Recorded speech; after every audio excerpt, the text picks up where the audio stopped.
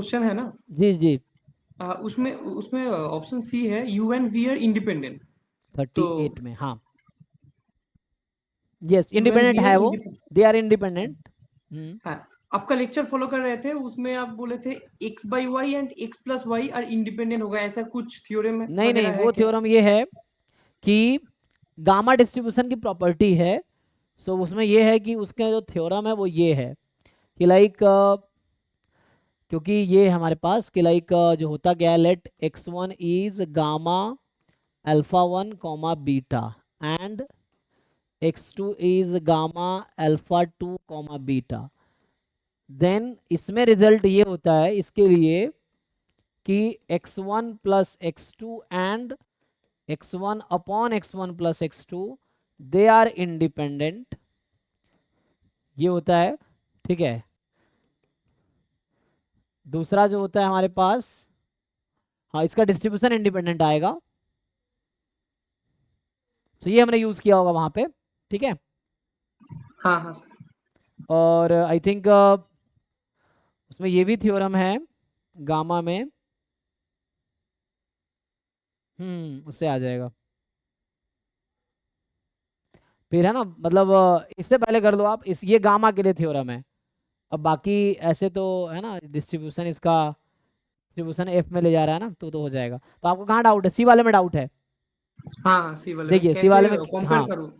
जैसे यू जो है वो मेरे पास है 2x1 square upon x2 plus x3 whole square, and v है 2 time x2 minus x3 whole square upon 2x1 square plus x2 plus x3 whole square, यही है। सो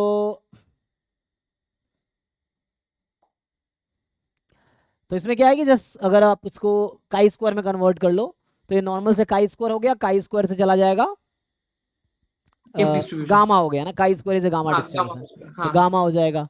सो काई स्क्वायर अब गामा होता क्या, पहली चीज ये देखो, ये जो x2 प्लस x3 है और x2 माइनस x3 है, दोनों इंडिपेंडेंट है, हाँ हाँ, क्योंकि इसका कोवेरियंस करके हो जाएगा, कोवेरियंस जीरो आ जीरो आ जाएगा। जाएगा। और हाँ नॉर्मल हाँ, के केस में इफ एंड ओनली प्रॉपर्टी होती है, प्रॉपर्टी है। हाँ, तो अच्छा। इसलिए इंडिपेंडेंट हो गया।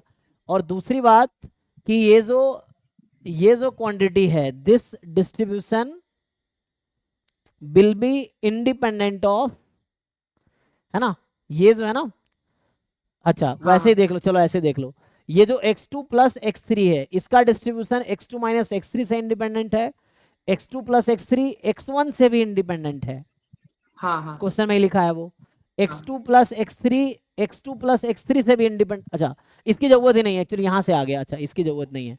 तो यहाँ से मैं ये कहना चाह रहा हूँ, ये एक्चुअली है, दिस इज लाइक, ये भी होता है ना, x1 upon x2 is independent of x1 upon x2 and क्या आता है, x1 प्लस x2। हाँ, x1 plus x2 are independent. तो इसमें ये भी थ्योरम है, तो ये भी है ना। हाँ हाँ। सो ये भी इंडिपेंडेंट होते हैं, ये पहला पॉइंट, ये दूसरा पॉइंट। तो देखो ये x1 अपॉन x2 हाँ। और यहाँ पे है आपका x1 प्लस x2 है। अच्छा सो अच्छा, ये हाँ हाँ। Whole quantity is independent of this thing, ठीक। अच्छा now this whole quantity is independent of this thing also.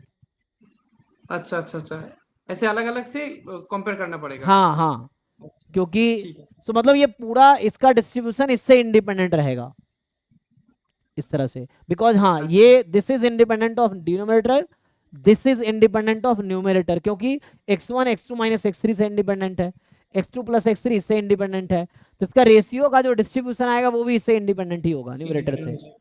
और इसका ठीक रेशियो का डिस्ट्रीब्यूशन डिनोमिनेटर से भी इंडिपेंडेंट है, तो इसका जो रेशियो आएगा पूरे का डिस्ट्रीब्यूशन इससे इंडिपेंडेंट होगा। अच्छा सो अच्छा, दैट्स व्हाई ठीक यू है and v sir. Are independent. Okay sir. ठीक है ना। और एक क्वेश्चन थे सर। हाँ नेक्स्ट जी, नेक्स्ट में क्या पूछना है? नेक्स्ट में वो जो लास्ट ऑप्शन